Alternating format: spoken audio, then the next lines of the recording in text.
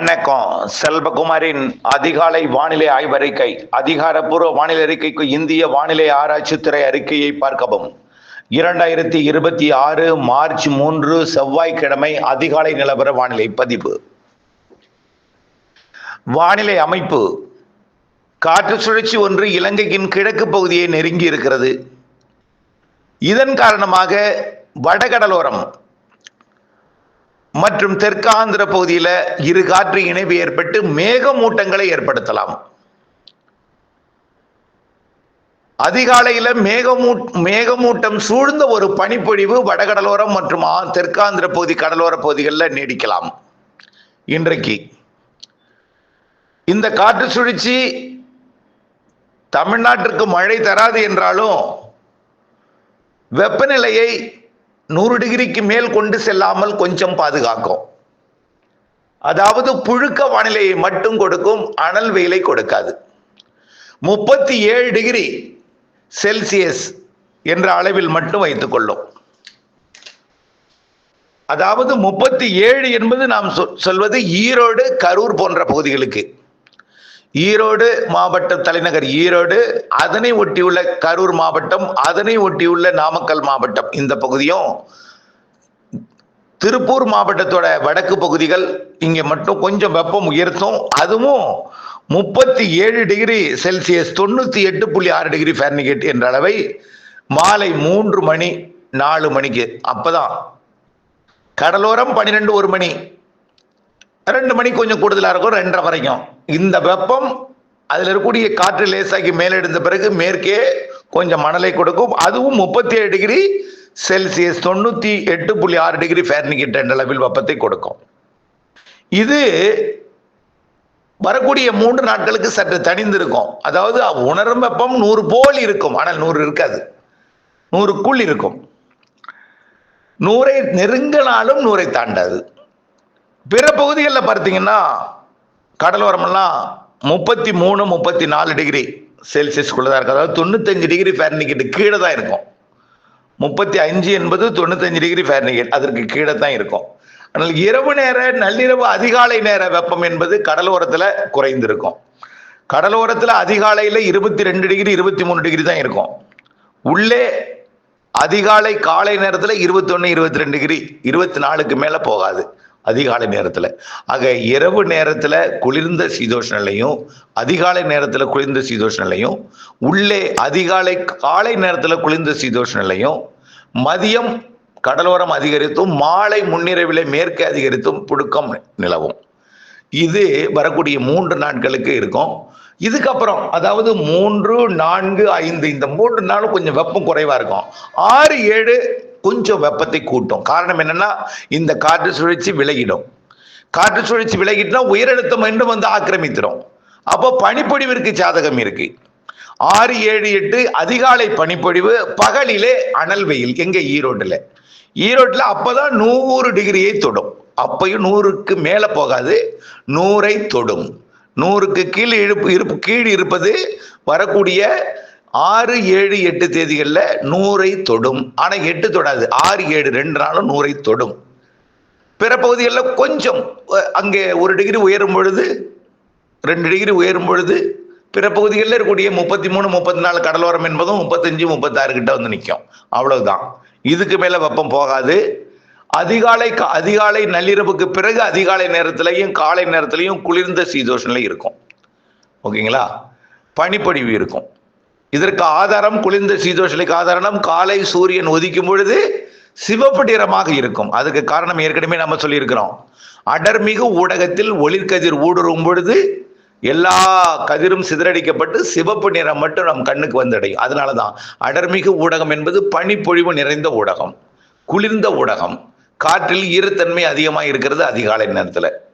ஆனால் மாலை அப்படி இருக்காது. மாலை மேற்கிலிருந்து வரக்கூடியது, மேற்கே புழுக்கம் நிறைந்து வெப்பம், காற்றில் ஈரப்பதம் இல்லாமல் இருக்கும். ஆனால் டெல்டாவில் இருந்து பார்த்தால் சிவப்பா இருக்கும். ஆனால் மேற்கு மாவட்டங்களுக்கு வந்து அவ்வளவு சிவப்பா இருக்காது. ஆனால் அதிகாலையில் குளிர்ந்த சீதோஷ நிலவும். இதெல்லாம் ஆதாரம் குளிர்ந்த சீதோஷ நிலைக்காக. சரி, வரக்கூடிய நாட்கள் மழை எப்படி இருக்கும்? வரக்கூடிய 8ஆம் தேதிக்கு மேல வரக்கூடிய அடுத்த காற்று சுழற்சி மேகமூட்டத்தையும் வெப்பத்தையும் கொடுக்கும். சரி, வெப்பத்தை தணித்து மேகமூட்டத்தை கொடுக்கும், புழுக்க வானிலையை கொடுக்கும். ஆக அதே நேரத்தில் இந்த 2 நாள் மட்டும்தான் 100 டிகிரியை தொடும். 6, 7, 8லிருந்து 20ஆம் தேதி வரைக்கும் பெருசா வெப்பம் இருக்காதுங்க. கிழக்கு காற்று வர தொடங்கினோம், அடுத்தடுத்த காற்று சுழற்சி கிழக்கு காற்றை கொண்டு வந்து ஏற்ற போகிறது. இதனால அதிகாலை நிலவி இருக்கக்கூடிய இந்த குளிரும் பகலில் இருக்கக்கூடிய வெப்பமும் இருக்கும். ஆனால் பெரிய அளவில் 100 டிகிரியை தாண்டாது 8ஆம் தேதிக்கு மேல. ஆனா அப்பதான் சூரியன் குத்துக்கதிர் நிலநடு கோட்டை நெருங்கும். ஆனால் அப்பொழுது காற்று சுழற்சி வரும். அதனால பெரிதாக வெப்பம் இருக்காது. இந்த 6, 7 விட குறைவா தான் இருக்கும் வெப்பம் 8ஆம் தேதியிலிருந்து 20ஆம் தேதி வரைக்கும்.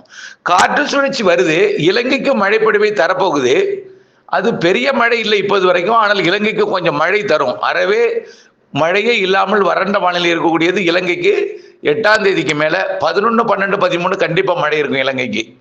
நம்ம சொன்னதே அந்த நிகழ்வு 13, 12, 10, 11, 12, 13 தேதியில அந்த நிகழ்வு இலங்கை நெருங்கும். அப்போ இலங்கைக்கு மழை தரும். மேற்கு தொடர்ச்சி, தமிழ்நாட்டோட மேற்கு தொடர்ச்சி மலை மாவட்டங்களின் மலைப்பகுதிகளுக்கும் கேரளாவிற்கும் அது மழை வாய்ப்பை கொடுக்கும். எப்போ? 10ஆம் தேதிக்கு மேல. 8ஆம் தேதிக்கு மேல நெருங்கும். 10ஆம் தேதியிலிருந்து 15ஆம் தேதி வரை அந்த சுழற்சி இலங்கைக்கு மழை தரும் பொழுது கிழக்கு காற்றை அனுப்பி அதில் இருக்கக்கூடிய அந்த சாதகம் இரு காற்று இணைவு என்பது மரங்களால் குளிர்விக்கப்பட்டு தெற்கு காற்றுன்னு கொஞ்சம் ஏறும், தென்கிழக்கு காற்று சுழற்சினால். அதனால மரங்களால் குளிர்விக்கப்பட்டு கேரள எல்லையோரத்தில் மழை பிடிப்பை கொடுக்கும். கேரளாவில் மேற்கு காற்றும் கிழக்கு காற்றும் சந்திப்பை ஏற்படுத்தி கேரளாவிலையும் கர்நாடகாவிலையும், கர்நாடகான்னா கடலோர கர்நாடகான்னு சொல்லலாம். ஏன்னா அரபிக்கடல் காற்று சந்திக்கும் இடம் கடலோர கர்நாடகா, கடலோர கேரளா. கடலோர கர்நாடகாவிலையும் கொஞ்சம் உள்ளேயும் மலைப்பகுதிகளையும் கொடுக்கும். அதாவது வரக்கூடிய இந்த மாத 2வது 3வது வாரத்தில் கர்நாடகாவோட குடகு, வயநாடு போன்ற பகுதிகளையும், கேரளாவோட வயநாடு, கர்நாடகாவோட குடகு பகுதியிலையும், கேரளாவோட மலைப்பகுதிகளிலையும், தமிழ்நாட்டின் மேற்கு தொடர்ச்சி மலைப்பகுதிகளையும் கொடுக்கும். 15ஆம் தேதி வாக்குல இன்னும் கொஞ்சம் மழை பொழிவோட அளவு கொஞ்சம் கூடுதலுக்கு வாய்ப்பு இருக்கு. அப்பொழுது தென் மாவட்ட மேற்கு தொடர்ச்சி மலையோட தமிழ்நாட்டின் பகுதிக்கும் அப்போ 2வது வாரத்தில் பிற்பகுதி 10ஆம் தேதிக்கு மேல 13, 14, 15 தேதி வாக்குல கொஞ்சம் தென் மாவட்ட மேற்கு தொடர்ச்சி மலையிலையும் மேற்கு மாவட்டங்களுக்கும் கர்நாடகாவின் பகுதிகளுக்கும் மழை பொழிவை கொடுக்கும். தமிழ்நாட்டை பொறுத்த வரைக்கும் மேகமூட்ட வானிலை இருக்கும், வெப்பம் குறைந்து இருக்கும், மேகமூட்டத்தை கொடுக்கும். கண்டிப்பா மேகமூட்ட வானிலை 8ஆம் தேதிக்கு மேலே ஏற்படும். 10லிருந்து 20ஆம் தேதி வரைக்கும் மேகமூட்டங்கள், மேகமூட்ட வானிலை, தணிந்த வெப்பம், அதாவது குறைவான வெப்பம், அளவான வெப்பம், கொஞ்சம் அப்பப்போ புழுக்க வானிலையை கொடுக்கும். புழுக்க வானிலை இருக்கும், வெயில் குறைவாக இருக்கும். இந்த 6, 7 தான் கொஞ்சம் அதிக வெப்பம். இப்பொழுதைக்கு காற்று சுழற்சி வந்து ஏற்கனவே எதிர்பார்த்த வெப்பத்தை 100ஐ தொடாமல் 100க்குள் வைத்திருக்கும். 6, 7 100ஐ தொட செய்யும். பிறகு மீண்டும் 100க்கு கீழ் போய் மிகவும் குறைஞ்சிடும். சும்மா 34 டிகிரி செல்சியஸ், 35 டிகிரி செல்சியஸ்க்கு போயிடும். ஈரோடு கூட 35 என்பது 95 டிகிரி ஃபாரன்ஹீட் தான். எப்போ? 8ஆம் தேதிக்கு மேல குறைஞ்சிடும் வெப்பம். ஆகவே வெப்பம் 3வது வாரத்துல 2வது 3வது வாரத்துல வெப்பம் தணிந்திருக்கும். 8ஆம் தேதிக்கு மேல 6, 7 வெப்பம் கூடுதலா இருக்கும். தமிழ்நாட்டிற்கு மழை வானிலை இருக்கு. ஆனால் அது எந்த இடத்துல பெய்யும், எப்படிப்பட்ட மழை, தூறலா, நனைக்கும் மழையா? கண்டிப்பா தென் மாவட்டங்களின் மேற்கு தொடர்ச்சி மலைக்கும் மலைப்பகுதிகளுக்கும் கேரளாவிற்கும் மழை உண்டு. அது தமிழ்நாட்டுக்கு எப்படிப்பட்ட ஒரு வானிலையை ஏற்படுத்தும் என்பது இன்னும் ஆய்வுல இருக்கு. நான் அறிவித்தால் அது அறுவடை விவசாயிகளுக்கு அச்சமூட்டுவதாக சொல்கிறீர்கள். ஆக எதையுமே 100% உறுதிப்படுத்தி நாட்கள் நெருங்கட்டும் சொல்லலாம். ஆனால் காற்று சுழற்சி அடுத்தடுத்து 2 இலங்கையை நெருங்கும். கிழக்கு காற்றை கொண்டு வந்து ஏற்றி வெப்பத்தை தணிக்கும், மேகமூட்டத்தை ஏற்படுத்தும், மேற்கு மாவட்டங்களுக்கு மழை வாய்ப்பு என்பதை மட்டும் இப்பொழுது உறுதிப்படுத்தி இருக்கிறேன்.